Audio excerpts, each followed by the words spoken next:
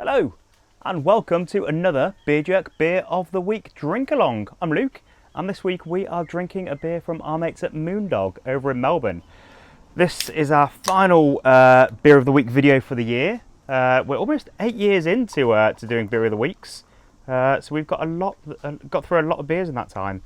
I am on holiday, and I hope you're on holiday as well. I'm in the north, so I've just found myself a quite secluded space that's a little bit quieter than our dusty warehouse with construction work happening constantly.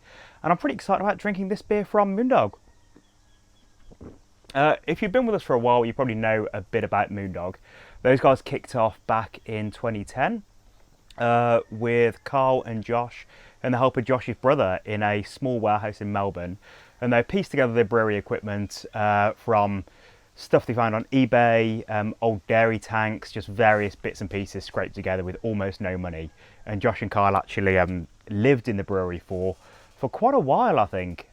They just joined a local gym and had showers there and just lived in the warehouse for a while. All the while keeping their full-time jobs and brewing pretty crazy beers with all kinds of weird and wonderful ingredients. Really pushing boundaries. And it's really good fun to talk to those guys about some of those beers from the early days especially. Not all of the beers worked out. Some did. They had some pretty great award-winning beers. They went to festivals around the world, and they've kind of grown exponentially. It's been quite incredible seeing the growth of Moondog over the last, I suppose, the last 4 years especially. They've just really skyrocketed. Just before COVID hit at the start of 2020, they opened a place called Moondog World in Preston in northern Melbourne, it's the size of a hectare. It's a city block.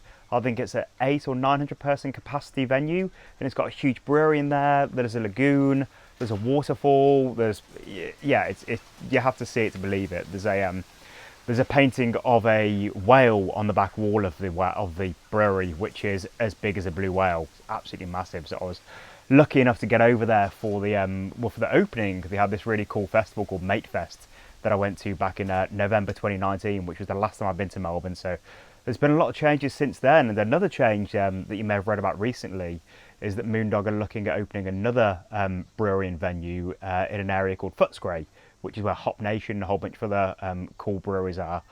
And that's in a huge furniture warehouse sort of place. So that'd be really cool if that kicks off. But onto this week's beer. This is really in keeping for the sort of stuff that Moondog became famous for. It's definitely not as extreme as some of those beers. It hasn't been aged in cognac barrels. It's not using truffles or any other insane ingredients. But the idea of putting coffee in a beer probably was seen as insane by a lot of traditional brewers and brewers in in the English beer scene certainly. And I'm not sure who the first people to brew with beer were, but I do know that Dogfish Head made a really popular breakfast stout in the 90s, and I think that was sort of the start of mainstream not mainstream, but just widely available craft beer using coffee came about. And it's one of those ingredients, sort of like grapefruit that became really popular with grapefruit sculpin, that it's obvious, of course it should be in a beer. And there are just so many flavour overlaps with dark beer and with coffee, and you get the sort of the roastiness, you get the just the richness, the complex layers, and so many big coffee fans are also big craft beer fans. And I think it's almost surprising that there isn't more overlap. There obviously is a lot of overlap with craft brewers and coffee roasters, but it's surprising that there isn't more, being that so many people are enthusiastic about both drinks and brewing both things. When Choice Bros opened in the middle of Wellington initially, they had a really good roasting kit, and they planned to be coffee roasters as well as a brewery, but their plans changed and they got rid of that roastery for the coffee side of things and focused on the beer. But yeah, having coffee and beer is just a really delicious adjunct and addition. And there's also a Belgian beer called the Barista, which is a really fantastic quad, which is another one I know has certainly been around for 20 plus years. And since then there have been loads and loads of breweries that have incorporated beers. It mainly is in sort of dark beers like stouts, but I've also had some really delicious coffee IPAs. And it's all about just finding the right kind of coffee that's going to go well with the kind of beer that you're working with and using the right quantities. This has got a really nice balance. I think that there are, if you're not hugely into coffee, you probably will enjoy this. Please do correct me if I'm wrong. If there's anyone out there that loves beer but hates coffee, and you're having an awful time drinking this, do let me know.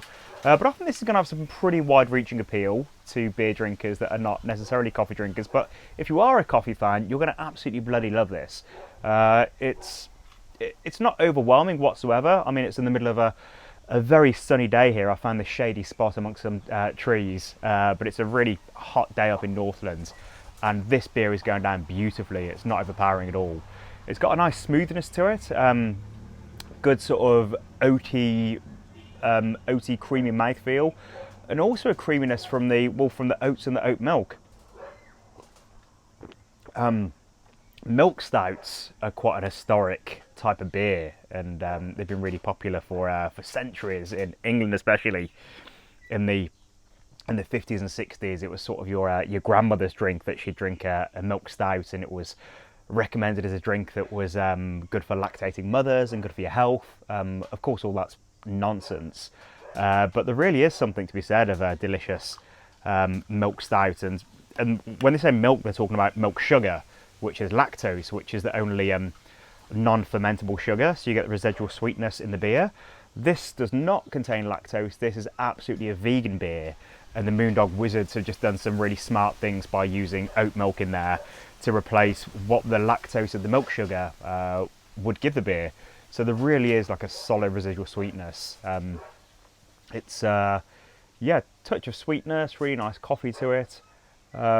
It's really well-rounded beer. It's pretty excellent. It's a beer I could definitely drink a lot of. And that's about it for me. Thank you for joining me. As I said, I hope that you're on holiday this week. Very excited to see what 2023 is going to hold for us in the world of beer and everything else. So I look forward to seeing you back at Beer Jug Towers next week. Cheers.